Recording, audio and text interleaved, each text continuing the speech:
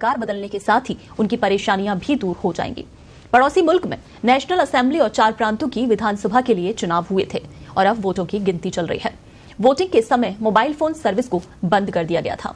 पाकिस्तान में 12 crore 8 lakh registered voters थे।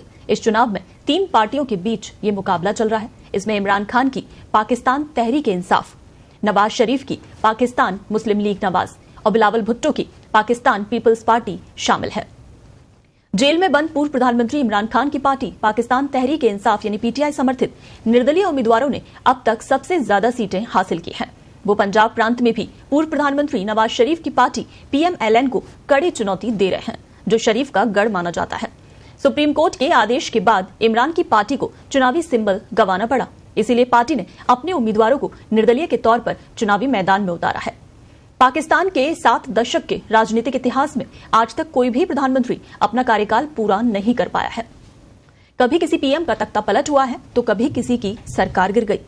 अप्रैल 2022 में इमरान खान को अविश्वास प्रस्ताव के जरिए सत्ता गंवानी पड़ी। ऐसे में ये सवाल उठ रहा है कि क्या नए पीएम अपना कार्यकाल पूरा कर पाएंगे। अभी तक चुनाव में किसी को बहुमत भी नहीं मिला है। इस वजह से अगर गठबंधन सरकार बनती है तो अनिश्चितता जारी रहेगी। वहीं अमेरिकी विदेश मंत्रालय ने कहा कि वो पाकिस्तान में चुनावी प्रक्रिया में हो रहे हस्तक्षेप के आरोपों को लेकर चिंतित है।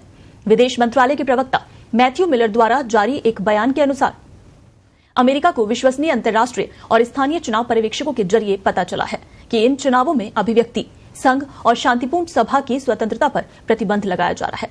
बयान में कहा गया कि हम चुनावी हिंसा, मीडिया कर्मियों पर हमलों सहित मानव अधिकारों और मौलिक स्वतंत्रता के इस्तेमाल पर प्रतिबंध और इंटरनेट और दूरसंचार सेवाओं तक पहुंच पर प्रतिबंध की निंदा करते हैं। हस्तक्षेप या धांधली के दावों की पूरी जांच की जानी चाहिए। आपको बता दें कि पाकिस्तान की नेशनल असेंबली में 336 सीटें हैं, जिसमें से 266 पर ही वोटिंग करवाई जाती है। हालांकि बाज़ौर सीट के उम्मीदवार की मौत के बाद वहां वोटिंग रोक दी गई, इसलिए सिर्फ 265 सीटों पर ही वोटिंग हुई। इस तरह सरकार बनाने के लिए 133 सीटें जीतनी जरूरी हैं। बाकी की बची हुई 70 सीटें रिजर्व हैं, जिसमें से 60 सीट महिलाओं के लिए और बाकी की 10 सीटें अल्पसंख्यकों के लिए रिजर्व रखी गई हैं।